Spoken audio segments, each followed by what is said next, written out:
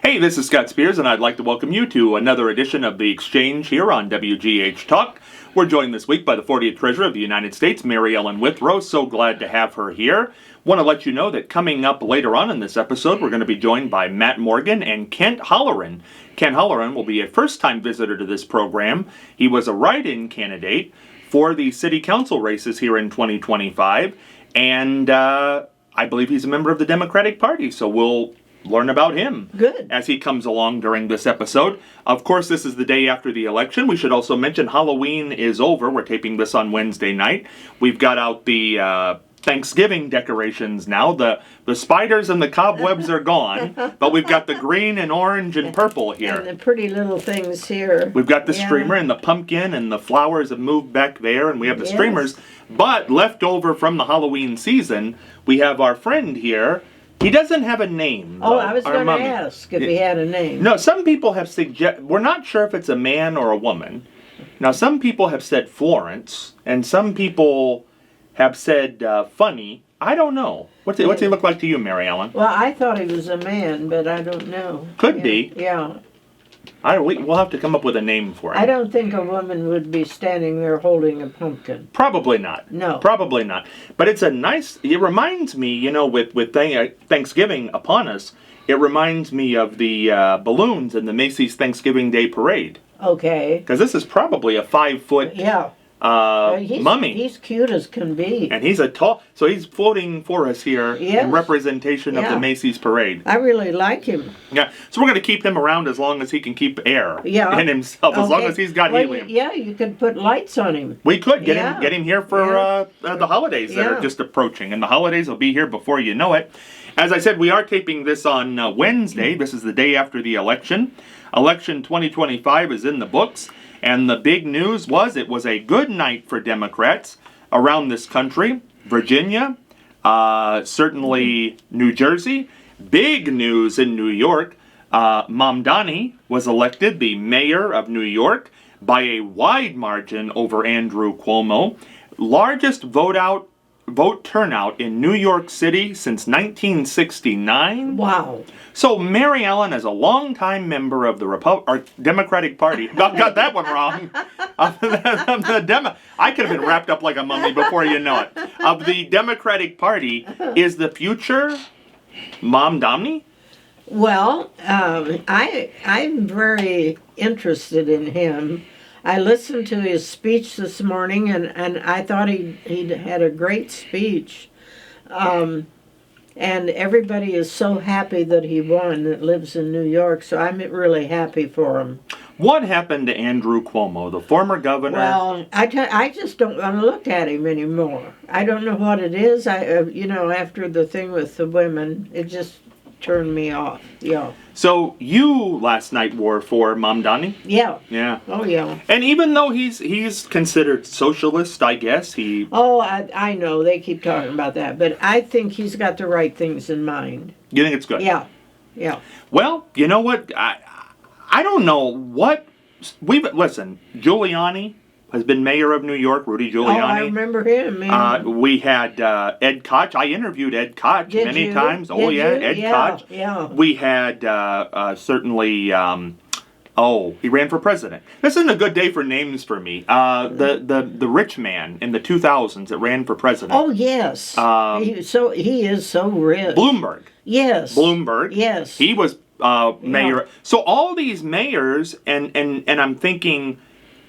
Mamdani got more people to come out and vote than all of them? Yeah. That says something. I was always so fascinated with Bloomberg because of how much money he had. And he had some dough. And his style of investing and everything. And he was an independent, he said. Yeah.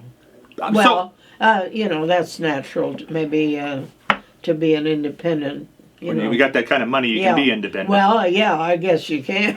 Well, the interesting thing to me, but these were very popular. Bloomberg was a popular mayor. Very. When Giuliani, we think of but during 9/11, he was very popular. Yeah. Ed Koch was there for a long, long time. Yes, he was a strange individual, but he was popular. But yet, the one who turns out the most votes in the 1969, Mamdani. And think of all the work he had to do to get that. Yeah. The size of New York City and winning over that many people. Just think about that. And you had to think last night about Mario Cuomo. Oh, yes. The father of Andrew. Yes, I just admired Mario Cuomo so much. I went especially to Indiana to hear him speak one night and sit at the head table so I could talk to him, and then he didn't eat with us. He ate in his room because he wanted to concentrate on his speech. And he always gave such great speeches. You know, Mario, for people who don't remember, was the governor of New York, very popular governor of New York. Everybody thought he was going to run for president in 88 and 92, and they thought he was going to win, and he never got in. No. Well, what was your best reasoning as to why Cuomo never ran? I think there was something in their family. I thought that from the beginning. I don't know what it was, but I thought there's something in their family they don't want to run for president because it's going to come out. Well, there had to be something because he was definitely an odds. I remember Richard Nixon, the late Richard Nixon, saying he thought the biggest threat to George Bush during that time period was Mario Cuomo. Yeah. So, but he never ran. Never even got in a primary. No, never did. And we always kept wondering why. And people wanted him in. Yeah, they did. And so he always blamed it on New York's economy. He said, the economy's not good here, so I can't run. But there was something. There was something in his history, I'm sure. Maybe it wasn't him. Maybe it was his parents, Could have been. Yeah. So now back to the question, though. Bernie Sanders and AOC are drawing the biggest crowds in the Democratic Party. Are they? And now Mondami turns out more people in New York, and they are all very, very, very progressive, liberal, however people want to say it. Yeah. So are the days of the Bidens and the Pelosi's and that era gone, and it's more AOC, Bernie Sanders, Mamdani? Well, it's interesting. The people are responding to them, and there's a reason. I can't say why. I don't know, but I just heard that the gal from California is going to run again. Oh, really? Yeah, they just told me that she's thinking about running again. Oh, Kamala. No. No, not Kamala. Well, I heard she's thinking of running again. The one that's been in so long. Pelosi? Pelosi Is going to run again. I don't think she can give it up. That's probably it, but that's what's wrong with everything. People stay too long. They run out their best things they can do, and then there they are. What do we do with them? I think she wants to be a Grassley. Yeah, he needs to get out, for gosh sakes. I mean, talk about somebody that shouldn't be there. He was there when I was there. We've talked about when you left and why you left. It's interesting because Dick Cheney died this week. Yes, he did. 84. Yes. Yeah. One of the most controversial vice presidents in the history of the United States. He became vice president as you were leaving office. Any thoughts on Dick Cheney? Well, he's a tough one.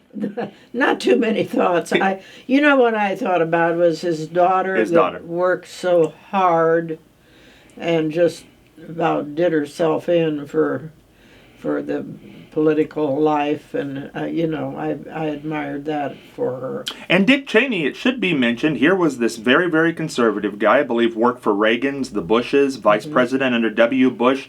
A lot of people felt was the architect of the Iraq War, which was so unpopular in the early 2000s. And yet, when his daughter came out as gay, he came out for gay marriage. Right. Now, I gave him credit for that too. So it reminded me a lot of Nancy Reagan coming out for stem cell research when President Reagan got Alzheimer's. So I guess when it affects you, then you come out. But the question I was going to ask was that brought Dick Cheney into mind when we talk about these people maybe staying too long, Pelosi and Grassley. You left because of an election change, but how long would you have stayed if Al Gore had been elected? Well, it would have depended on my health. Yeah. Well, your health ended up being pretty good, I think. Well, yeah, I guess it did. How long do you think you would have stayed if all would have You been? think I'd still be there? You might still be there. You could still be there at this point. Because you could have been Obama's treasurer and just kept on going. Yes, I could have been, but that didn't happen. Do you think you ever, if nobody was asking you to leave, or there wasn't an administration change, could you have ever walked away from that job? Oh yeah. Oh, you could have? Oh yeah. Yeah, the first thing I did when I left was get my hip replacement. I was limping, and that was killing me to be limping and having people see me limp. And so think about that. I mean, I had to get a hip replacement. I didn't want to do it while I was in office.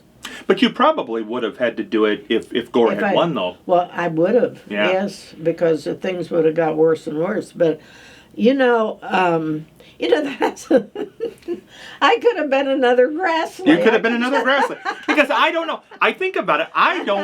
Because obviously you've had great health. Oh, well, yeah, I did. I had good health, but Could you have really walked away? That was such a good job. oh, it was a wonderful. Yeah. I'm going to tell you, it was one of the best jobs in the world because you were not criticized. I mean, if you didn't do anything dumb, and and I have thought about this so many times. When you're a treasurer, they leave you alone if everything's going okay. I had a little trouble here in Marion, and that got over with. And then when I ran against Gertrude, they brought that up, and you got to live with it. But I got it over it, and they got over it. And nobody, probably people don't even remember it anymore. Oh, no, I'm sure that's long lapse. But when it happened here in Marion, I thought, oh, that's all I'm going to ever be remembered by. That's what ran through my mind. And you should have seen me. Norman he was driving me around in the car because I was so upset. And it certainly didn't end up being that. No. And it's interesting. I wondered when we were talking about the clairvoyance and Halloween last week, I wonder if Gertrude has ever come to visit you. Because she's been gone a few years now. Has she ever came to visit me when? Since she's went on to her final resting place. Oh, you mean as a ghost? Yeah. You don't know. You don't know. Maybe she's been there and I don't know. Because she was, nice in the beginning.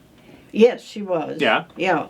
Well, she had plans. I mean, and she lived a good long time. Yes, she did. I think she made it to 95. I think is what it. Yeah. Did she? Pretty sure. Well, I'm gonna probably beat her then. I think you'll have to. I think you will. I don't think there's any doubt about that. Okay. Well, and it's very interesting. She's buried somewhere here in Ohio. Yeah. Yeah. Had her funeral here in Ohio. It's interesting. Well, I mentioned about her father-in-law having been governor, and she's probably, the son was probably buried with his father, and she was probably buried with him. I don't know where it was. I didn't have that in my speech the other night. You didn't bring her up? I did. Oh, you did? I said that that this one person that was a U.S. treasurer had run for president against Victor Donahue, and that was Gertrude's father-in-law, and I had run against her. Gertrude had preceded me at the treasurer's office, the state treasurer's office, is how I said it.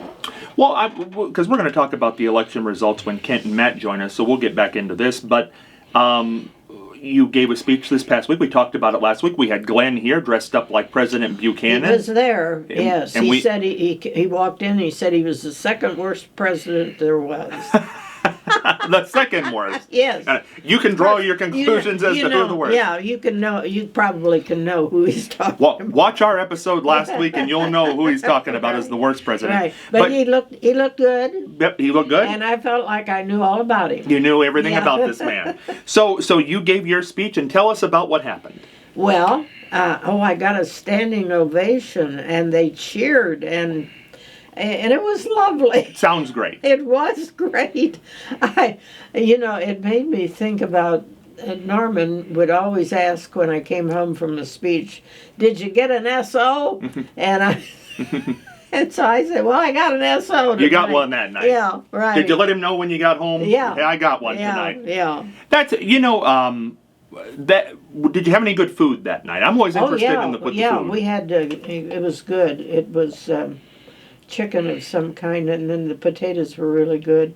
Somehow I missed. There was a corn dish that I missed. I think I would have liked that.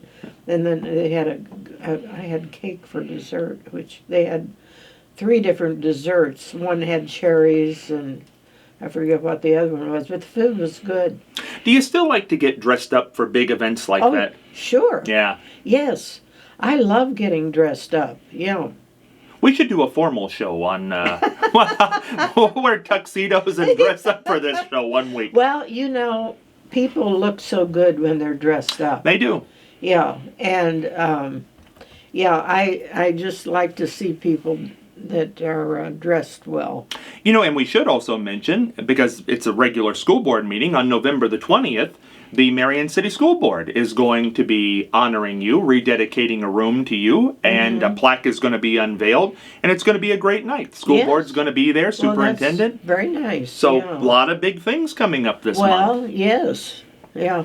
I had a lot of things last month. In fact, I was very, very busy, and I did my Sacagawea speech, and then I did the outside thing at the women's club home, about froze to death.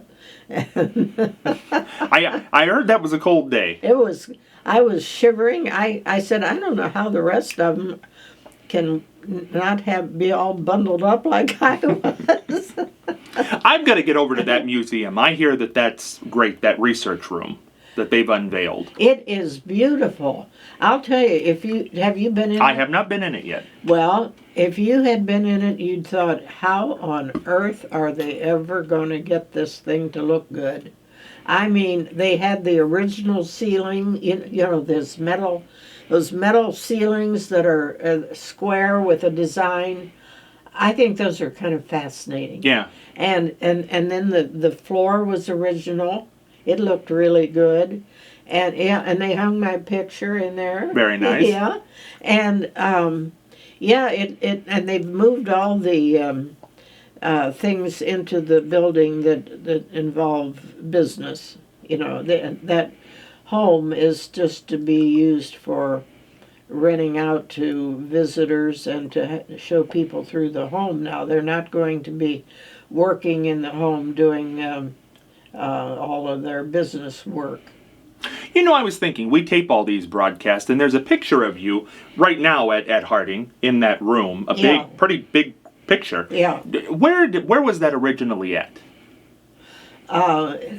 It was given back to me when I left Washington, and I'm not sure where it was. Yeah. It's a great picture. Yeah, I had another one. Where was the other one? Oh, it's in the other school. Oh. Yeah.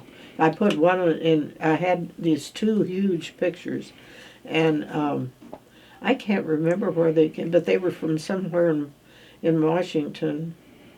Where would it have been? I don't know. But do you know who painted those pictures?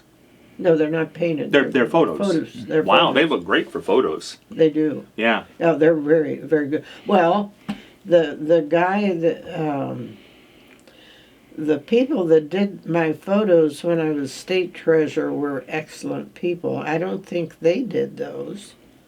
And the guy at the Treasury that took photos was really good. He's the one that took my regular photo when I was U.S. Treasurer, but I don't think he took those. I'll tell you, that one look at Harding, and which I've seen several times covering the school board. Anybody who's been to a school board meeting, that's where they meet, in that room. It looks like a painting when you're sitting. You think so? I think it does. Really? Yeah. Well, I can't remember. I wish I could. I know you're wearing the white. in it. I remember that. You're wearing white. Well, I was sworn in white when I was, for my first time as state treasurer, and my third time as state treasurer, I was in white. It could have been my third time.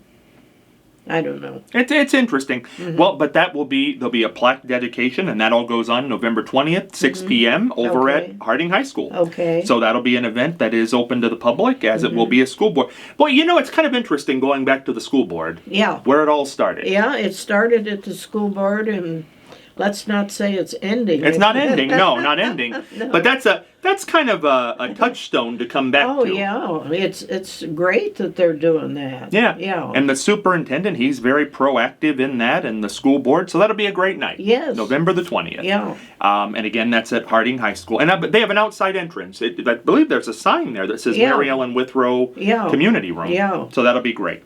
And that's a long time coming that they've been able to get this together. So that'll be a Okay. fun thing. Now, before we get into the local stuff, we'll leave that for Kent and Matt when they join us. We'll go through the local elections here.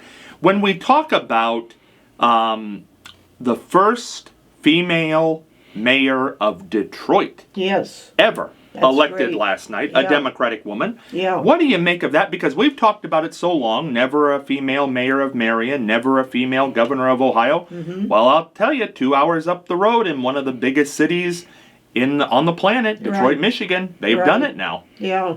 What do you think changed? Well, I think it's all due to people not liking Trump and turning to the Democratic Party.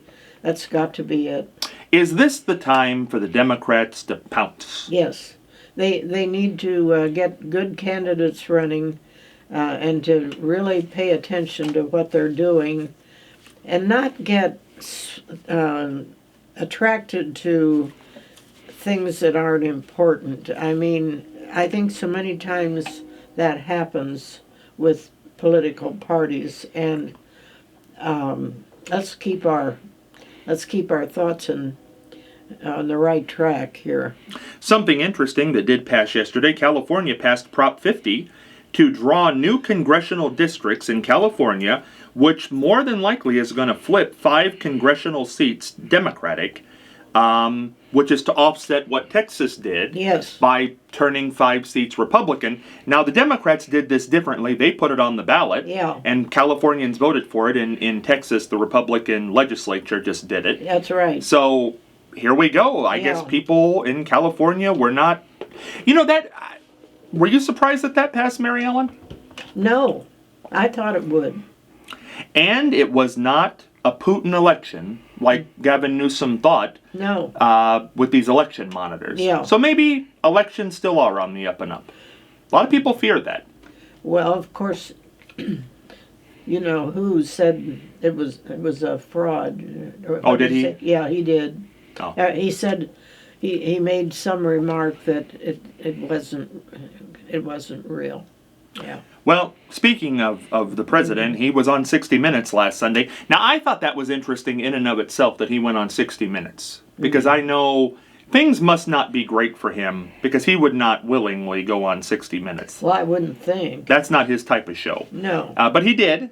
Yeah, he wasn't very nice. No, he said Yeah. he'll fix health care when the Democrats open back up the Oh, government. sure. Yeah, I'd hate to bank on that. And he also said that he's mild-mannered. That's how he described himself. He's mild-mannered. Interesting. Yeah, he's an interesting He's fellow. blowing up ships. Well, he is How doing. mild-mannered can you be blowing up people on boats? And we're taping this on Wednesday. Now, he did say 3 days ago he was going to fund SNAP, the food assistance program. Yeah. Then he said he wasn't. Yeah. Then he said he was. Yeah. I'm not sure where he is now on this. Right. He seems to switch with the day. Mm-hmm. A lot of people feeling that in this country. Yeah. That's for sure. I hate to see people starving, so it's going to be bad. At some point, he'll have to do something with that, I would guess. I don't know. He's pretty cruel. Oh, and we should mention that today, again, we're taping this on Wednesday. This would be day 36. It is now the longest government shutdown in the history of the United States. Yeah. So he now has that title as well. What do you make? You lived through a government shutdown in Washington. What do you make now? We have had the longest government shutdown in the history of the United States, and it doesn't look like it's ending anytime soon. Right. I've got a person that came to visit me that had worked in the government and had to leave her job because things are so bad in the government that she said that she's not getting her she's trying to get her retirement and all that settled, and it's been terrible trying to get that worked out. And I can just imagine there's been so many people lose their jobs in the government due to Trump, and people that have had their jobs for a long time and are getting ready to retire and then just blow it up like that. It's awful. Yeah. It must be a very precarious time for people. And how long do you feel this can go on? Well, I don't know. I mean, it depends on what it's causing, and if it's causing something so bad that they have to do something. I mean, that's about it. And so what is that going to be? Is it going to be SNAP? Is it going to be what else? I don't know. It's the holidays are fast approaching. We're taping this again on Wednesday. Yeah. So we are, 22, 23 days away from Thanksgiving? Yes. And people are not getting paid, haven't been paid in a month. Right. I don't know how that's going to all shake out in the end. Right. It's an interesting time. But the White House over Halloween had a great Gatsby party. Did they? I guess that's the let's let them eat cake type of party. Really? Is this the best time to be having a big gala? I don't think so. When the government is shut down and people are having trouble with their SNAP and so on and so forth. And they're tearing up the front of the White House. I mean, the East Wing. I just can't stand to look at the White House. It's such a symbol for our lives all these years, and now it's being torn apart. I want to get this story, and something Trump did in the last week, he had an MRI, and he confused a dementia screening for an IQ test. And then he challenged AOC and Jasmine Crockett to an IQ test, but he didn't have an IQ test.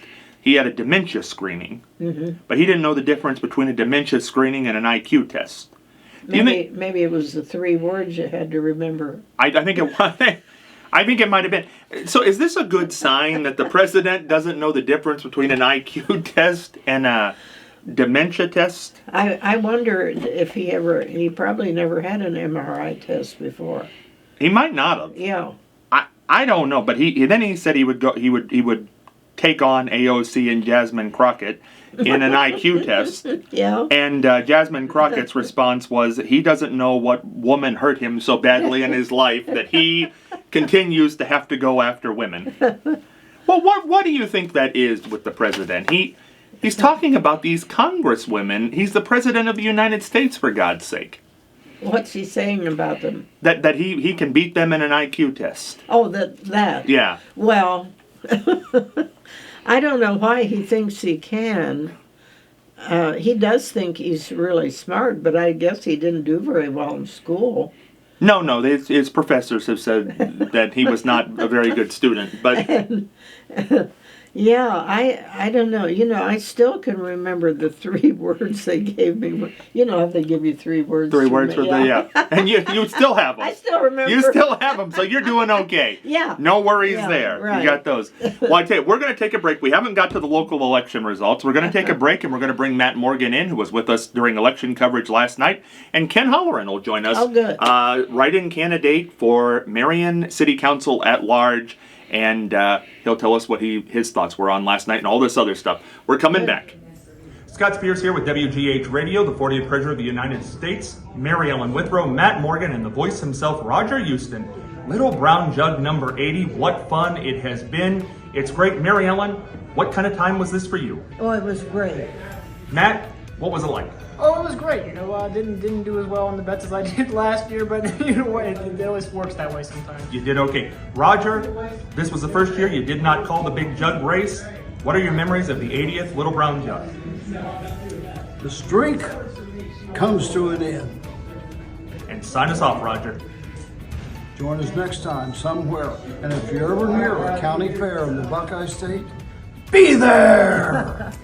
Hey, Scott Spears back with you here on this week's edition of The Exchange, joined by the 40th Treasurer of the United States, Mary Ellen Withrow, now joined by Matt Morgan and write-in candidate this year for Democratic City Council at large, Kent Halloran, and glad to have him with us as well. First time on this program, but he was on the radio with us the other night.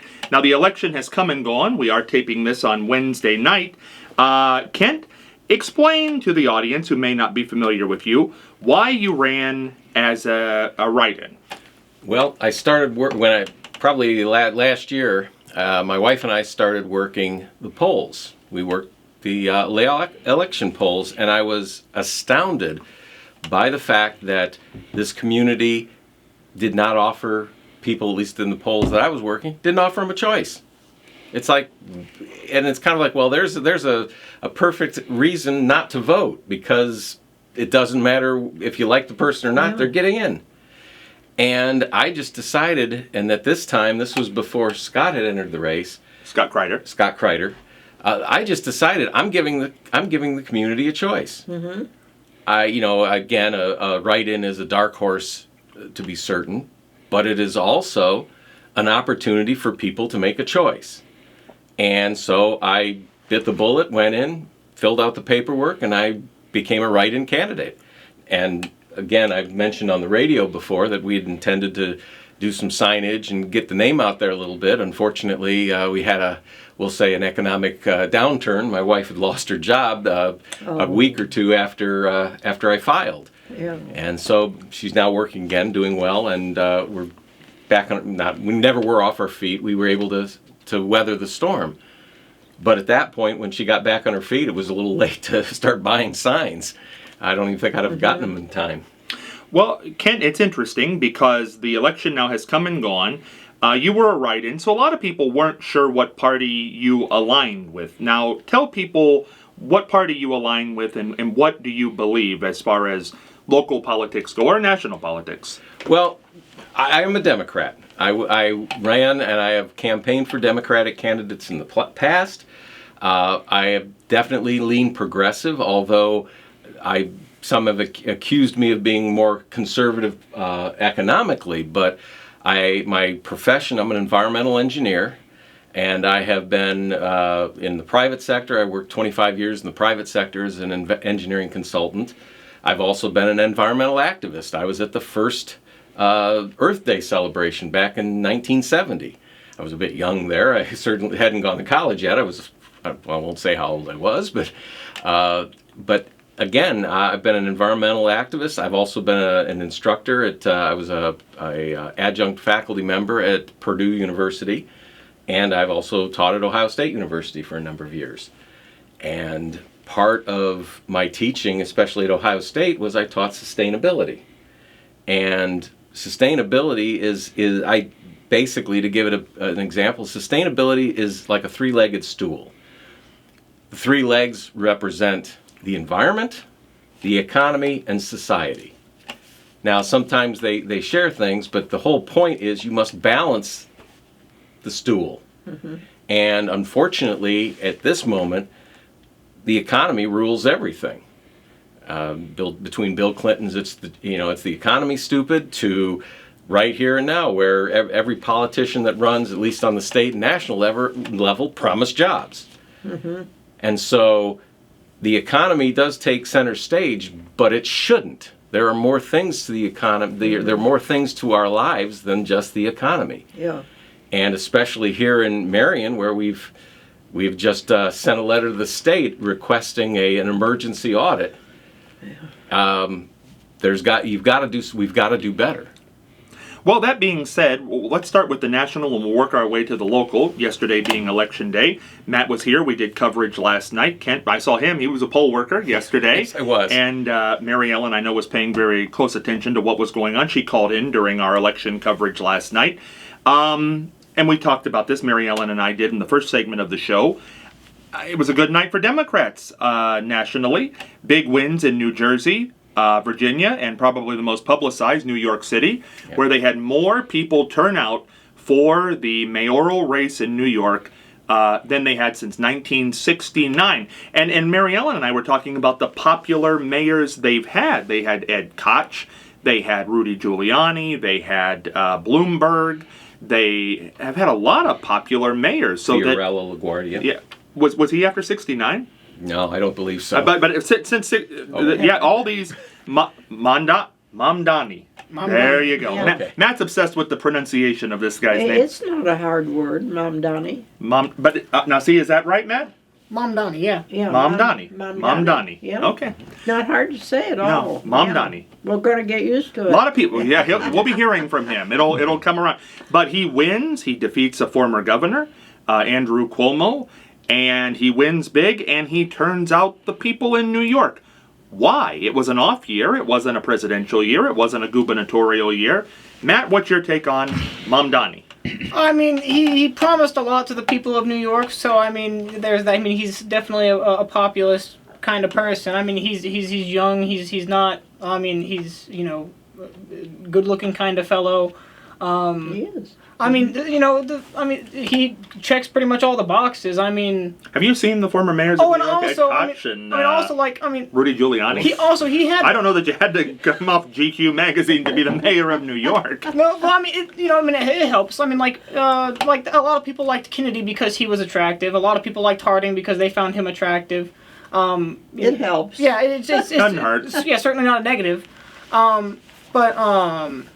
But also you see, he had definitely had the internet working for him. There's all kinds of clips of him just going after Cuomo in debates and whatnot. So Yeah, but the question is, Ken, is this the future of the Democratic Party? You know, you got AOC and Bernie Sanders drawing big crowds. He's referred to Mamdani as a socialist, democratic socialist. well, self-proclaimed, right? I believe he says it. Yeah. Yeah, So, is this the future? I don't know that it's the entire future. And the reason I'm saying that is because there are areas in this country where the AOC and Bernie Sanders are too progressive. But I think what the future is for the Democratic Party is keeping an open mind and listening to the people that you want to get vote. Not just listening to, I think one of the problems with the Democratic Party, at least in recent years, has been we've spent more money and more time finding consultants who know everything and who are trying to control these things instead of just getting out and listening to people. We're talking about, the biggest push from the Democrats recently has been, let's have those town halls so that the Republicans have to face the voters. How about we have the town halls before the election? Don't worry about debates and making sure they're televised. Just go talk to the people. And that's what Mamdani did. And I hope I pronounced it correctly. Mamdani, yep. Now I'm nervous about how I'm going to pronounce everything. Oh, it's a thing, I'm telling you. Oh, no, I mean... But no, he just went after... It's because Cuomo mispronounced it, yeah. Well, the entire yeah. election, Cuomo would mispronounce it, so Mamdani went after him in one of the debates. So and I understand that. And again, I want to pronounce names correctly, too. I think it's respectful, yeah. Absolutely. But is this guy going to run for president? I think he will. Who? Mamdani. Oh, at some point, maybe. I don't think at some point... You think just after this, he's straight for president? Listen, this guy, one thing I know, he's got an ego. I believe he's got an ego. He believes right now that he is the head of the Democratic Party when the Democratic Party has got no head. I'm not saying he's going to win, and I'm not saying it'll go well, but I've seen this guy in some interviews, and he's got an ego. And he believes this is... the new version of John Kennedy, I think. I think he thinks he's the guy with the right ideas, and I would not be surprised if he threw his name in there in the hat. I agree with you, but I don't think he is foolish enough to serve one term as the New York mayor and then bing, he's gone all the way to the White House. I think that's where I think if he does well as the mayor, he might be a credible gubernatorial candidate, or he could run for the Senate. I don't think he might be. I don't know the man personally, and I'll be honest. I followed the New York mayoral race tangentially at best. But what I do know is I think he could almost ruin his career if he tries to jump too far. In other words, one term, or I guess it would be a half a term as mayor, and then throwing your hat in the ring to the presidential. I think that would be almost placating them. But Mary Ellen, when you got the big Mo, and he's got it right now. Well, it would depend on a lot of things, but I think you're right. You know, he's got to get himself established and prove himself as mayor, and sometimes that takes a little while, but he's got a great way of presenting things. I'm very impressed with how he presented his campaign and what he said when he was running for office. I mean, how else can you carry all the votes that he did? You know, this is interesting, Mary Ellen, because this question has come up when you haven't been on the show before. Because I think people see you, obviously, as a Bill Clinton, Joe Biden, President Obama type of Democrat, more of a moderate, Hillary Clinton, and that you could not vote for a Mamdani, or you could not vote for an AOC. You couldn't vote. You would think that's too liberal because you're a moderate.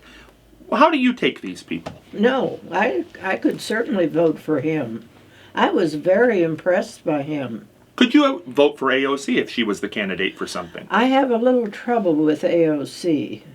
She's a little too much, but this guy has the ability to win people over. I mean, how else is it going to win all those votes from New York? And that's why I think we'll see him on the presidential stage. Well, you could be right, but you know, things have it depends on who else is running. There's a lot of good Democrats out there. I figure Gavin Newsom's running for president. He is, but I think he probably is. Oh. He's very good. But he has his problems with the Democratic Party right now. Does he? I think so. I think along the way he's made some missteps. Well, you said at one point you weren't thrilled with him anymore. Well, that was back. Now I'm okay. You've come back with him. I'm okay now. But I think people will remember some of those things that he probably, did. but I'm not holding that against him.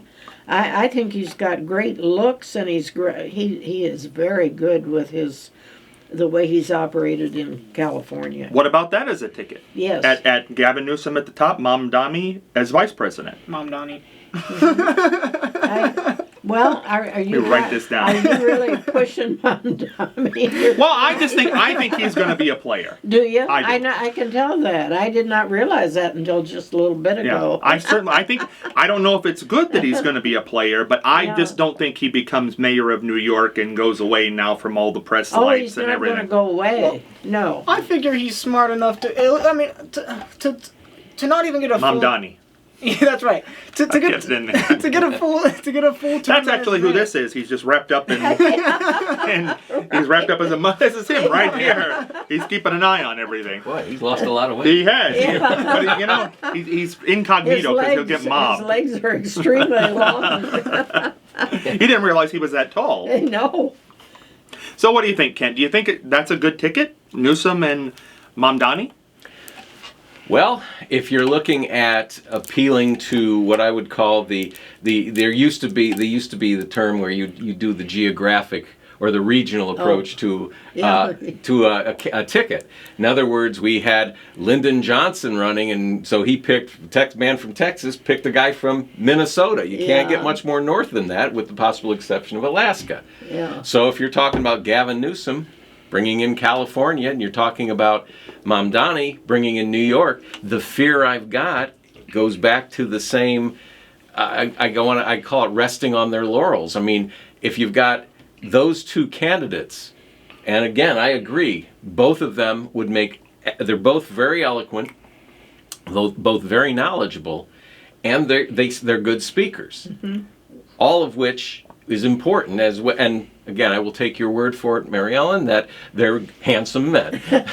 Well, they are. Yeah. And I think, as Matt said, Mamdani likes to do the punching. He likes the videos. He liked to talk about Andrew Cuomo's women. And he liked to talk about the Cuomo family. And he liked to talk about how all this nasty, dirty stuff that Oh, did he? Oh, yeah. And I did not know that. Oh, Well, yeah. yeah. And he went deep. I had no doubt in my mind that Mom Donnie was going to win because, like I said, every clip you saw on the internet from the mayoral race was just him bashing Cuomo. Like that really? that was every clip you saw. Either that or him basically just talking about, Well, and I think he also feels free busing and stopping the rent raising, and he just beat he just beat the former governor of New York, Yeah. from a very well-known political family, and I think he feels that too. Yeah. So we'll see what happens there, but I think that's going to play in. Now, something that's going to play, I think, with us in Ohio is what happened in Detroit. Now, it's not getting a lot of national attention, but the first female mayor ever was elected in Governor? Detroit. No, mayor. Mayor? Detroit. Detroit's not a state. Sorry. For some reason, I thought you said Michigan. Mom Donnie. Detroit's not a state. The governor of Detroit. But anyway, see, it always comes back to get you. But yes, the first female mayor, Yeah. Democratic, elected last night. Marion has never had a female mayor. Ohio's never had a female governor. We've got a female running for governor next time around. I think this plays very well for Amy Acton. And don't forget about Virginia. Virginia, absolutely. And New Jersey. Well, Virginia was their first female governor. First female governor. Abigail, I apologize. Yeah, I her know, name's escaping. Spam. I got so many. I got so many emails from her begging me to send her donations. Oh. Well, look, she won. Hey. But and also I believe I don't have the name, but I believe the first. I'll screw it up. But there was another first last night. It wasn't a female, but it was the first. I can't. Another country, I believe. Yeah. I can't remember where that happened last night or what country exactly it was. But there were a lot of firsts last night. So what drove that in this off-year election? I think Mom Donnie was the first Muslim to be elected. I think he's Muslim. No, I don't think that was it. That's New what York. I think this was a female. I'm pretty sure. But in any event, what drove all these changes last night? Why did the Democratic Prop 50 in California pass? The Democrats will look now to get 5 new Congress seats. The Republicans sued. Okay. So we'll see where that goes. Well, let's face it. Right now, the courts are busier than ever with suits and countersuits for and against, and with the Trump regime. It's mind-boggling, and again, I've got various news services on my phone, and I made sure I turned it off here because every 2-3 minutes I'm getting another news feed about someone suing Trump or Trump just countersuing back, and unfortunately I think it's the only it's kind of like we're talking about guardrails of our democracy. The only guardrails we have right now are the court system. And unfortunately, the only other guardrails that we have out there is what the Republicans are blaming the Democrats for, and that's the shutdown. But again, I think part of the reason California's Prop 50 passed is in reaction to the Governor Abbott in Texas deciding he's going to re-gerrymander or gerrymander. I can never remember. Gerrymander, yeah. Well, it's gerrymander. It's named after a former Massachusetts governor named Gary. Oh, really? Is that right? I believe so, and I believe that was the correct pronunciation of his last name. But it's become gerrymandering. Yeah. So we'll go with gerrymandering. I didn't know that. Yeah. I looked that up years ago. That's how that started. Yeah. Well, it started, and it was called a gerrymander because he was probably the first one that had an obvious politically motivated district that looked like a salamander. Oh. So that's where gerrymander comes from. Is really? because he had threw all of his opponents in this one weird shaped, a little bit like Marcy Kaptur's former district, which was called the Snake on the Lake. Yeah.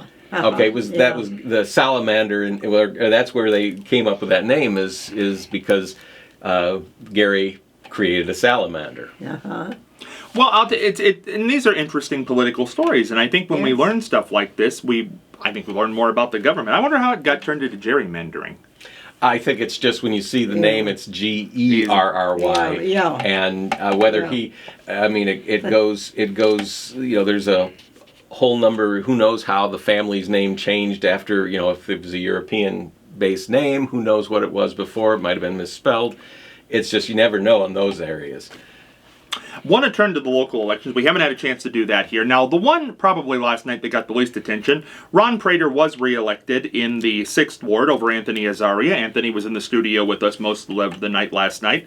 55.95% to 45.05%. Close to 300 votes there, not quite 300, but Prater was reelected.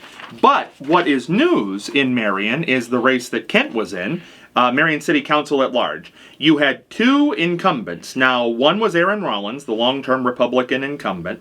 Bill Dichtel had been appointed to the seat that Mike Neff left earlier this year, so he was an incumbent, and you had Dan Clark running as a Republican. Scott Kreider came in late to replace Dana Martin, who withdrew, and he was the lone Democrat in this race. Now, yes, Scott Kreider did win. He took one of the 3 top spots. Bill Dichtel was the one who got knocked out, one of the incumbents, which was very strange. That normally doesn't happen. And to top that all off, Scott did finish 3rd, but the distance between Dan Clark and Scott Kreider was 21 votes. 21 votes. So, the Republican that got the most votes in Marion County Tuesday night was Dan Clark, 1,646 votes. The Democrat that got the most votes was Scott Kreider, 1,625 votes. Really? Now, this should alarm the Republicans. I was shocked when I saw those numbers. I was as well. I talked to Scott. Also worked the polls with me. Yes, he was there. I saw him at the. He was there too. They kind of had to take us out of town because we were both candidates for the city, so we had to be outside of the city.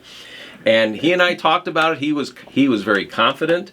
He kind of had some of the early number, just the number of people who voted based on their party and their not the votes, of course, but he just had a list, and he said he was very confident. And to be honest with him, I was impressed with his confidence. Well, the numbers. I mean, Dan Clark, who was not the Republican incumbent, the other 2 were the Republican incumbents. He got the most votes. Dan Clark, the non-Republican incumbent, 1,646. Aaron Rollins, the long-term incumbent, got 1,644, 2 votes less. And then Scott Kreider's right there, 1,625. The Democrat. Bill Dichtel had 1,401, so he's a little ways behind. But how did that happen? Because I was thinking even about the breakdown of this. I can't imagine that 1,625 Democrats turned out. Maybe they did. I don't know. Maybe there are 1,625 Democrats in Marion County now. But I have not seen numbers like that for a Democratic candidate, 10 years or better. Has to be. Really? Has to be. Really? So, I don't know what went on there. Now, if you look at the party affiliation breakdown, Marion is still mostly Republican, but independents finished 2nd, and then Democrats. So, it looks as if almost all the independents became Democrats in this at-large race. Well, at least they decided to bring in one Democrat, and it's hard to get into people's minds at this point. But I think there might, and I truly believe that there were enough people, probably enough independents that were looking at what's going on in Washington, and just saying, you know what, we need a change. I'm hoping that that's the case. I think that is the case. I really do. In fact, I've said that several times, that shows us that people are unhappy. Well, the other thing last night, it was probably the big issue of the night, it was the Charter Commission. And Mary Ellen very adamantly against this from the word go. Yeah. And going in, we all thought, well, this is not driving votes, and it didn't. Only 24% of people, and that includes of registered voters, and that's the county as well as the city, turned out last night. Only 9,443. In the city, it looks like about 3,101 people turned out to make this decision. But Charter City went down, and went down hard by over 10% of the vote. Mary Ellen, what do you make? Did you think it would go down that much? You know, I was scared to death this would pass, and I am so happy that it didn't, because it is so wrong. You know, I had said all along that I watched Akron while they were trying to get this in order, and it was such a mess. And why are we trying to change government? Our government is just fine. To have it fail by 10%, I talked to soon-to-be at-large Councilman Aaron Rollins again this morning after we got the results, and he's the one who brought the charter city up to council this time, and he said he would not bring it to council again. He feels that people have spoken on this, and it's 10%, and... I'm glad of that. I'm glad they're finished with it. Matt, what do you make of this? Well, I mean, it doesn't necessarily surprise me. I guess I wouldn't have been all that surprised had it passed either, but the majority of people I've spoken to were not for it. But also, I think that they didn't do a great job of explaining it.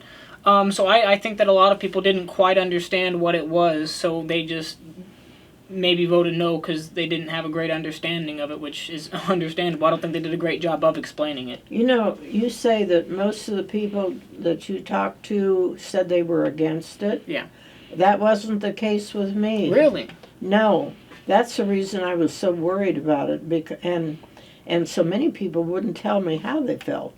That was the thing that really bothered. And I also should say, clearly the administration was for this. The mayor himself was on yes, and I didn't want them to get what they wanted. And the chief of police, the law director, and the chief of police was for it. Well, he ran for commission. Oh, that's right. And he did. And 8. Well, everybody but Jason Schapper on council voted for it. So they were all well, of for course. It. Yeah, I knew. It just looked like it was a set-up deal to me, you know, with all the people that were running. I thought they're all in it together. But if that is true and the administration was all in on it, and the elected officials were all in on it, and city council was all in on it except Jason Schapper, is this a referendum against the administration that didn't pass? Very well could be. I think, look, we have no money. They didn't do anything about it to make it better. Here we are. It's a terrible thing that they have done to have our city in the situation that it's in. Well, I mean, Jason was on the show the other morning, and he said that it was 28 million, 26 million. I think 26 million. We had investments when Schertzer left, and now it's down to 6 million. Mm-hmm. So roughly 20 million in investments. Gone. But nobody knows where they went. Well, now, see, that's a problem. And they keep laying it at the auditor's feet. Now, I'm not saying she's the best auditor in the world, but this administration has spent a lot of money. Well, who was getting all the penalties? She was. She was getting penalty after penalty from the IRS, which tells me right away that something is terribly wrong with her.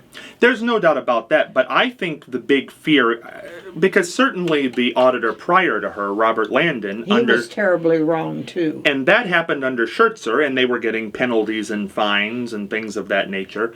And so was this auditor. I think what's different now, which is why we're going to the state, Mayor Schertzer did not have an aggressive agenda that spent money, $10,000 parties in the park, expanding the transit department, creating a budget director, creating a grant writer, creating an economic development director. Absolutely. You know, that's a lot of dough to spend. They come in and they're painting the rooms, all this stuff bus wraps. They didn't care about the money. Well, also, wasn't there a little kerfluffle over some office renovation at one point? Office renovations, desks, signs, stickers. Oh, the desk. That's everything that's been redone. Yeah. So, I mean, you know, is the auditor balancing the books properly? No. But how did these accounts go negative? I don't know that that's the auditor's fault. The line items, the state is saying your line items are not right. The fault is with the penalties. When you get penalties from the IRS, it's your fault. Right, but I don't think that drained the $20 million. We don't know where the $20 million went, and I think that's a question. Was it for these programs? You never get a financial statement from the mayor. You never know what his programs are costing. Did they come out of the general fund?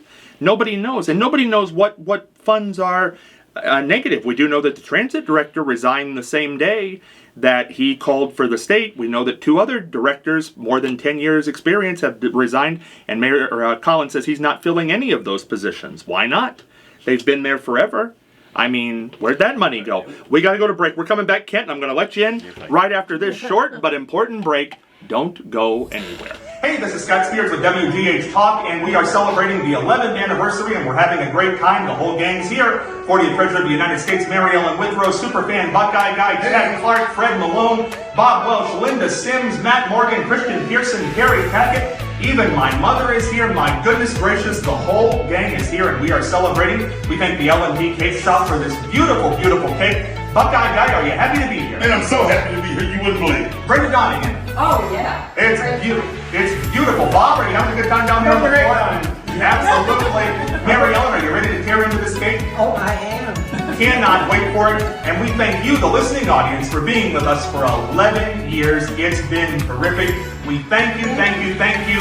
And on the count of three, one big happy anniversary. 1, 2, 3. Happy anniversary! Back here on the Exchange with 40th President of the United States, Mary Ellen Withrow, Matt Morgan, and Kent Halloran recently ran for City Council at large as a write-in candidate. Kent, we cut you off there. We were going through what's going on in the city and the whole Charter City thing. What do you make of it? Well, I think we talked about this the last time I was here. Part of this to me was let's kick the can down the road. In other words, whoa, we've got a big problem here. Well, let's throw this out at it. And it's kind of like, okay, first of all, and I've lived in many charter cities. All right, there's nothing magic about a charter. You're not going to do a charter and then all of a sudden that $20 million is going to be back in our investments. And you can't do a charter and just say, oh, okay, the mayor's now got all sorts of money to spend. It doesn't work like that. And I agree 100% with this gentleman here whose name has just escaped me. I'm going to call it. Mamdani. Mamdani, that's it. Math, I did it right. Yeah. Okay, I agree 100% that this whole, the investment getting drained, and the mayor. I mean, I still don't know why we did the Love Your City. Oh, what did happen there? Well, we ended. I wondered about that. Well, we spent money on promotions and publicity. We spent, I know they had stickers out and mailers and all this other stuff, and then stationery, and then all of a sudden, then we threw a $10,000 city party. Yeah, I heard that. And I'm like, okay, what did we get for that? Yeah. Did we get a big pot of money? I don't believe so. Would we get something we could hang on the wall? That's great, but that doesn't help us any. In fact, it exacerbated the problem. Well, you got to say, even though the auditor might not know what she's doing, you do have to say that this Charter City idea was sold, that we're going to take away the right of the auditor and the treasurer to be elected officials. We're going to make qualifications for these jobs. People from outside of Marion can come get these jobs. We're going to raise the pay for these jobs. Yeah. So if you're the auditor or the treasurer, maybe you're feeling good today, because it sounds like people didn't want that. They don't want it to be left up to an administration or a council. They want it to be left in the hands of the voter. They don't feel that system is broken. As Matt said, the city did nothing to inform the people. I was there when they voted to bring the charter up to the people. Let's let the people decide. And I'm all for that. I'm all for letting the people decide.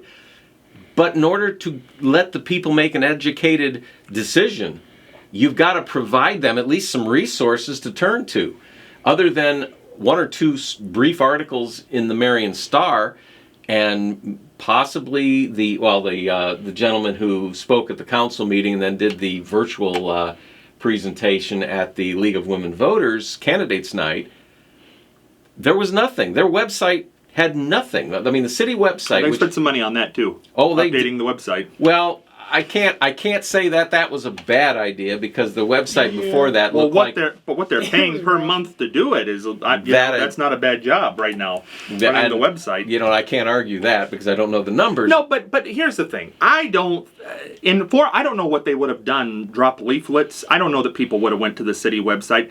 This is politics, and I honestly don't think in an off-year election that there was any way to get people interested in this. It became clear to me a long way back that people just were not interested in the Charter City subject, because when we had the municipal elections 2 years ago in 23, boy, when you put abortion and marijuana on the ballot, everybody shows up to vote. Yeah, You didn't have right. to educate people in that. They Yeah. they certainly knew what they wanted. Yeah. You know, and other, I think Kenton is talking about a charter city, or was talking about a charter city. So this is not a foreign idea. And I'll tell you, the newspaper did more on the charter city than they did on any other election. They ran those True. profiles of all the candidates.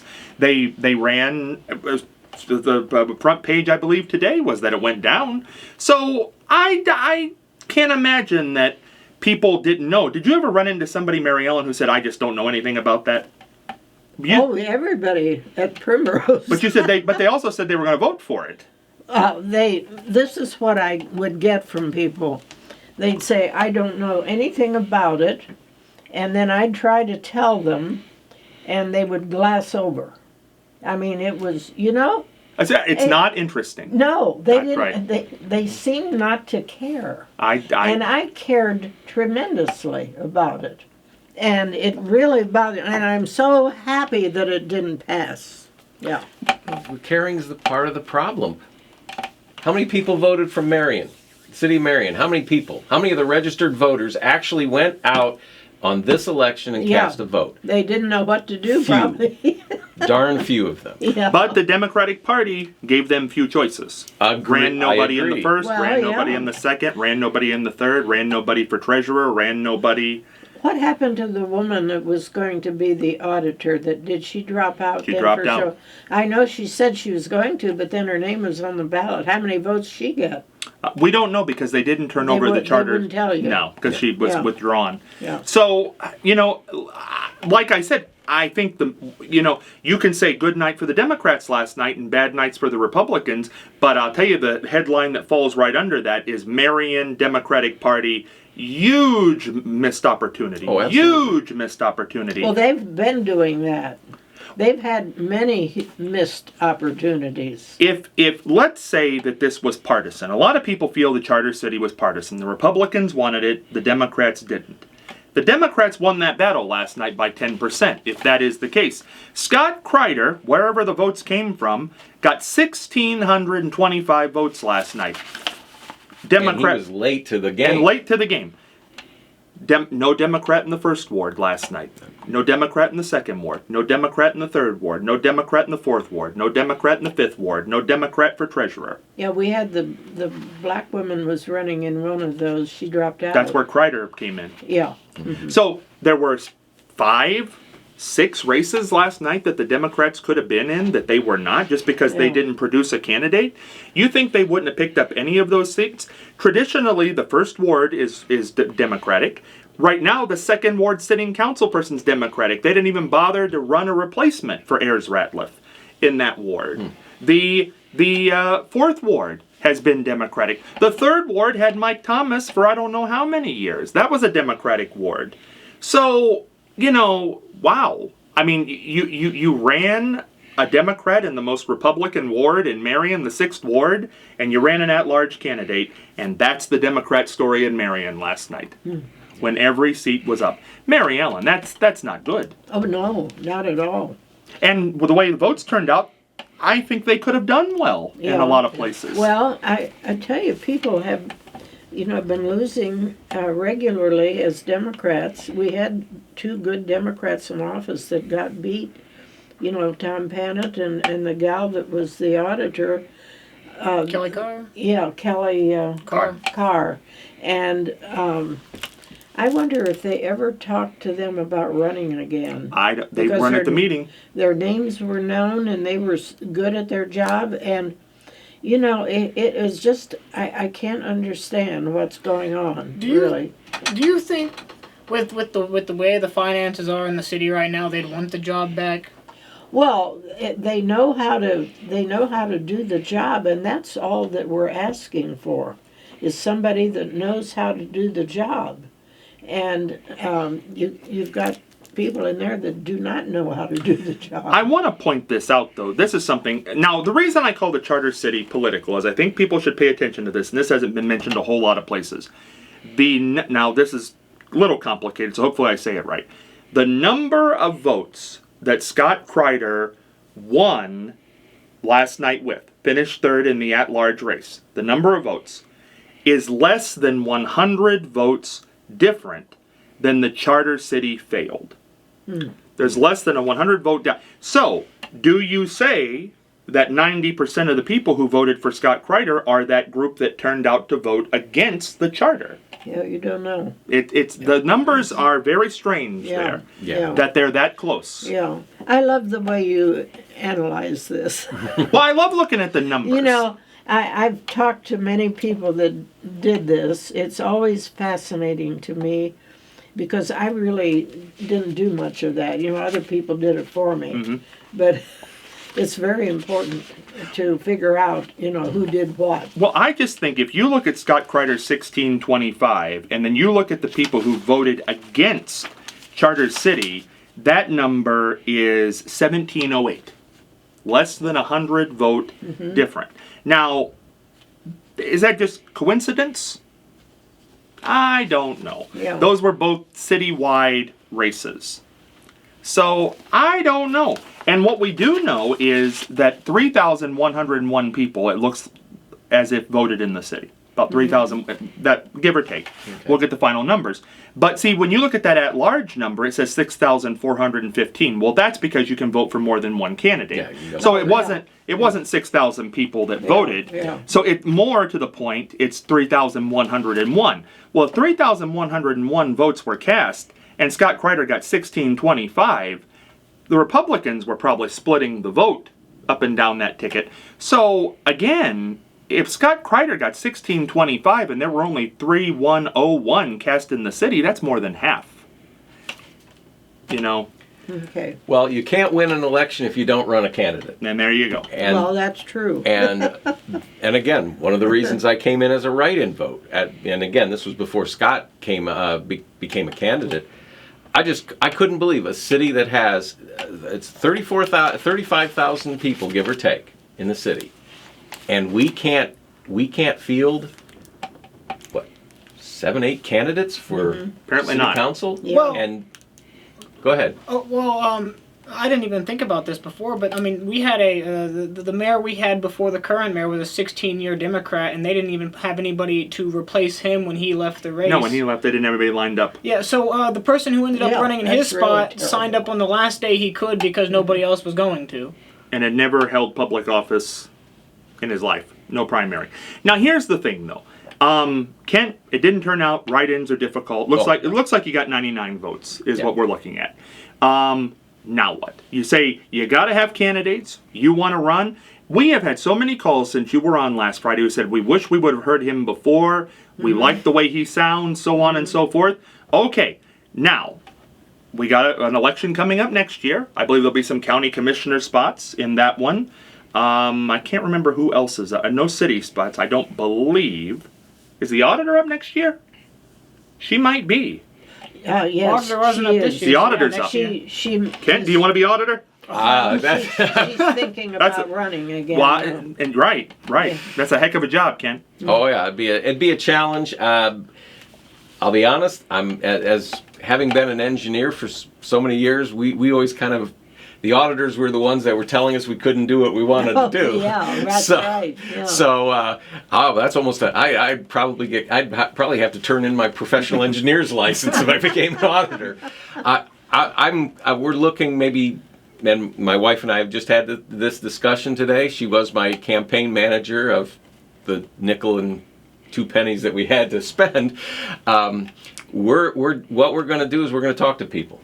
I'm going to try to get out. I'm going to try to go to whether neighborhood associations or church meetings, wherever I can find a gathering, and I want to go and speak. Just ask people what they're looking for in government. That's a good idea. That's a good idea, but we should say the county's tough. Now, I don't know that the county will lean Democrat. We have had Democratic county commissioners in the past, but when you throw that number in there in a gubernatorial year, we'll see. Well, it's that's a bigger hill to climb. A bit, yes. than city auditor would. That's not going to turn out that amount of votes. But that would be I think that's the only city position up next year is auditor. You mean county position? No, it's city. I think No, it's county. No, I think it's a city auditor who's up next year. It's county. county. Well, when is the city auditor up? Not for a while. Was she elected with the mayor? She might have been. So Yeah. she would be the Yeah. following year. Yeah, but it's a Yeah. county. So there are no city positions this coming year. No. It's, So- the city's all taken care of it this Right. last. So we'll get the mayor Yeah. and council Yeah. and all that In the 2 following years. year. Yeah. So the county would be county commissioner. I guess. I think Yeah, and, Yeah. and county auditor. county auditor. Yeah, and county treasurer, yeah. Okay, well, I will not go for treasurer just because I can't balance my own checkbook. But I hadn't thought about county running for county. I will certainly look into it. I have worked with county commissioners in the past as in my professional experience. Again, I had been focusing more on the city. I live here, work here. I haven't done very little in the county, to be honest.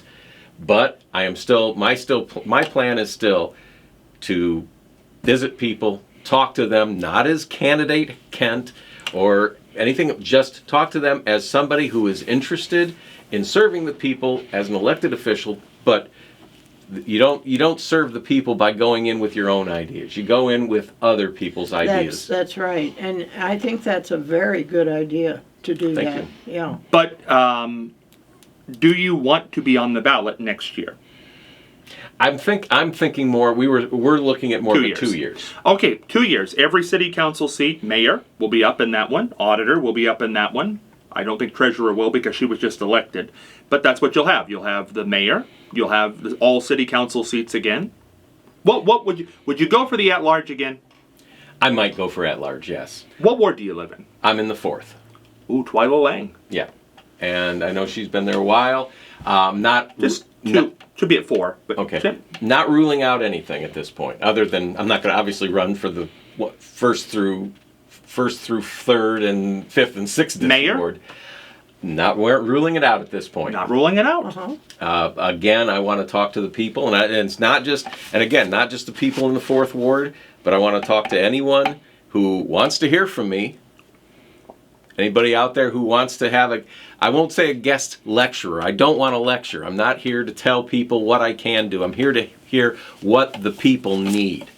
And that's something that and whether it's a party thing or whether it's just the city, but the fact that, again, nobody went out to speak to people or even host a town hall. Now, I give your point that, having someone talk to you about what a city charter would be is a little bit like watching paint dry. It's not the most exciting topic, but it's something that needs to be done, and in my opinion, that's what anybody who's running for citywide office, whether they're an incumbent or whether they're new to it, you've got to talk to people and you've got to listen. Not just talk, you've got to listen. And that's what I plan to do. Well, I think the question is this because of the success of the Democrats this time around, but lack of candidates. So I would hope that somebody in that party would not want to have a lack of candidates again. I would hope so too. But I don't know. Well, you're going to have Trump continue to do what he's doing, and things are going to continue to, I think, go down as far as he's concerned. And I think we need to work, and I think your talking to people is so important. They're probably going to say they're paying too much at the grocery store. Know that feeling. That'll come up, and it'll be surprised. I would talk to so many people, and I'd think, oh, that's a crazy idea, and I'd go home and think about it, and I think, no, that is not a crazy idea. It could work, and I had that happen to me several times where. In the middle of the night is when it usually occurs to you. And I thought, isn't that amazing? And yeah, it was so important to talk to people. And I love doing it. Oh, Yeah. absolutely. Yeah. And I'm hoping to learn from people. I mean, Yeah. again, I got into this race, and I'm not going to bore you with everything that's happened other than my wife losing her job, but we had our own struggles throughout the season, and obviously, as your callers have noted, a lot of people. The one gentleman called up and he says, "I've already voted, but I like what I'm hearing. And where have you been?" Right. And Yeah. again, I had to explain that the reasons I didn't have signs out, and the reason my name didn't get out. Do you go to the Democratic Club meetings? Yes. And what's your take on what's going on there? My take is more needs to be going on there. We had the meeting, and in fact, at one point, and you know this, but I do a newsletter for the group called Citizens for Democracy here in Marion County. And at one point, somebody asked the question. They're talking about the No Kings rally, which our organization helped host. And someone was talking about, well, are there going to be boycotts, or are there going to be any other active or activist things that you can do? And everyone looked to me. The Democratic Club did. The Democratic Club, everyone, literally all their heads turned to me. And my wife, and we're looking at each other like, okay, I guess we talk now. And we mentioned, at that point there are ongoing boycotts. I mean, people are boycotting Walmart, Target, McDonald's, I think's in there. There's been talk of boycotting on again, off again, boycotting of Amazon. But the simple fact is that I try to promote people. I said, don't boycott. Boycotting is short-term and temporary. Find alternative places to buy your products. In other words, if you're going to boycott McDonald's, all right, and you still want to go out and eat, find a local restaurant, Bucci's. Go to Bucci's here in town. Go to Attaboy's. Someplace that's local here in town, because the money stays local. Yeah. Same thing with buying books. That's how Amazon got big. They got big selling books, which basically destroyed stores like Walden's, B. Dalton. All those bookstores are gone. But you know what? Birch Tree Bookery, right down the road. Buy your books from them. Would we say now that in Marion, Ohio, Scott Kreider is the head of the Democratic Party? I mean, you really have no head in that party. Haven't had one for quite a while. Nobody has run as a non-incumbent in a contested race and won in quite some time, and now he has. I mean, I think he has a lot of sway to walk into a meeting and say, listen, I know how to win, and you guys have had some trouble. Now, Here you go. What do you think, Mary Ellen? That's a good idea. I agree. I think Scott's, and again, especially when you consider that I got into the race before he did. Now, that was just a timing thing, and the withdrawal of the one candidate. But he got in late, and the results showed he's doing something right. So absolutely, I think he should be at every Democratic club meeting, party meeting, everywhere. And if he's willing to take the mantle, I'm not going to thrust it upon him, but if Scott's willing to take the mantle, absolutely, I think he should. But we've always asked this question. There are so many Democrats in this town who have no intention to run again, but were successful in their careers that are not drawn upon, and that's always a question. We had a 16-year Democratic sheriff, Tim Bailey. He's still in Marion. Last I knew, he's still around here. Yeah, he is. He's very quiet. I don't hear him campaigning for anybody or running, and he knows the sheriff or the mayor very well. He's enjoying his retirement. He knows the mayor very, very well.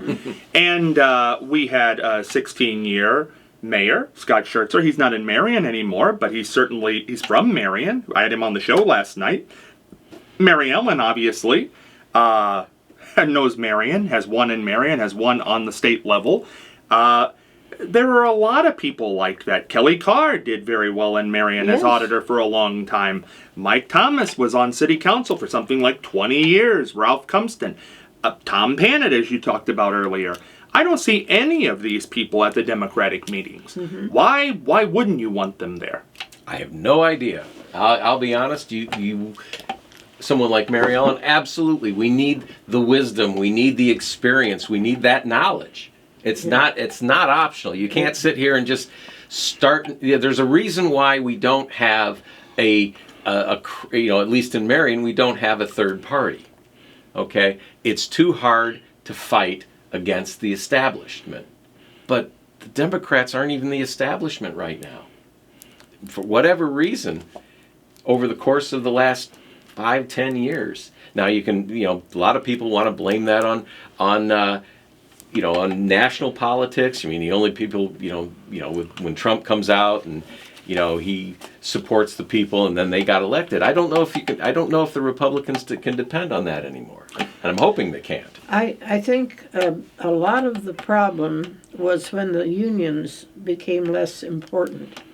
We had a lot of support by the unions in the Democratic Party, and I think that's part of the problem. Absolutely, yeah. I agree. Yeah. And also, it does seem as if the Democrats, when you talk to them, they don't seem to have a plan. Did recruitment even go on for candidates? Not to my knowledge. I don't know what happened because I don't go to the meetings anymore. At my age, there's no need for that. But I think that you get strong men like yourself, and you have strong men in the party, and also strong women. But it takes somebody that's strong, and I don't know about the current leadership. Is that person strong? Does she seem? It's a woman, right? It is. Does she seem to be strong? I think she has some strength. Yes. Does she? But I think the problem is I don't think the rest of the Democratic committee or whatever they call the council that kind of drives the party. I think that's maybe the problem, and I'm hoping the one step, if there are Democrats out there listening, and if you're not particularly interested in running for public office, I would strongly suggest getting in touch with the Democratic Party and maybe getting on one of those positions. That's what we need. We need those positions filled by people who are strong and who want to see this change happen. Well, we know Scott Kreider's there. We know, Kent, obviously you're going to stick it out here. Does Scott go to the meetings? Yeah, he was at the last one I was at. He was, yeah. We know that Anthony Azaria said he's not done with politics. Well, I Yeah. think he's the treasurer of the Democratic Club now. So. Oh, is he? Okay. Or he's going to. I think he may become the president next, or he's going to be the next president. Oh, is he? Uh-huh. Well, there you go. Well, that'll be interesting. Well, he ran one heck of a campaign. He was even Oh, yeah. Mr. Prater, who he ran against, said that Anthony outworked him. Did he? Yeah. Yeah, that's what it takes, a lot of work, and I think that things are going to continue to be bad for Trump, and there's going to be more opportunities for us, and we need to be ready for those opportunities. Well, and I also think that one of the things we need to do is we need to get the state Democratic Party. That's another thing. They You just got a new gotta- head, didn't they? The state. Yes. Yeah, But the state Democratic Party and the National Party, essentially all they focus in on are the big cities. yes, Okay, no. You've got to be representing Right. the people, not just Yeah. the people that like you. You've got to represent them all, and you got to reach out to them. Mm-hmm. And I think that's got to start sooner rather than later. Can Sherrod Brown and Amy Acton do that? They're up at this point. I got to tell you, I've had, well, this hasn't been lately, but back when they were trying to get candidates, I had so many requests for me to run for office, and I thought, do they know my age? Does anybody have any idea how old I am? And besides that, they were calling me Mary, and I thought, well, they don't know me. You know? Oh, that's right. That's Yeah, right. yeah. Well, though, like Sam Donaldson said in your birthday video, he said, you've got one more run left in you, Mary Ellen. That he believes the next time a female runs for president, they're going to win. And he said he'll come out of retirement and cover you if you run. and he's 90, he said, so he'll Yeah. come out and do it. Yeah, right. I don't know. It's interesting. I do wonder about people like Sheriff Bailey. I do wonder about that group. Well, I wonder about Tom Pennant when everybody was carrying on about this, and also Kelly. I mean, she was really a good city auditor. I thought she did an excellent job. And it's just so sad that we had good people and that they lost, and then they put in bad people. Well, I want to say, we did a series of interviews last week. We had Governor Strickland on. We had, you were on, Kent, and gave a very good interview. Got a lot of great response. We had somebody the author of all the Haunted Ohio books was on because it was Halloween week. But we did a lot of interviews last week. Jason Schaber came on and talked about the financial situation. Do you know what interview got the most responses that we did the week prior to the election? What? Yours. Oh, Mary Ellen's, the one where she came out strongly against the charter city and gave your thoughts on the city financial situation. So I think people should pay attention to that, because even though obviously you don't want to run for office again, people still want to hear what you have to say, and that certainly That's doesn't hurt the nice. Democratic Party. that's very nice. And I should say one of the comments was, she looks great. So there you go. Oh, they're not seeing very well. No, it was not good. wrong. It was good. It was good. So, I mean, hey, listen, as long as you can talk, you can... Well, I just wondered if I had any influence about this charter city. you might have. Yeah. You might have. You don't know, but do you get much response from things that are said on here? Positive. It's positive. Is Always it- positive. is Positive. it- And we're out of time. What fun this has been. Yeah. It went way too fast. Want to thank Mary Ellen, Kent, Matt, and we'll do this again very, very soon. For this week, Scott Spears heading for the dugout.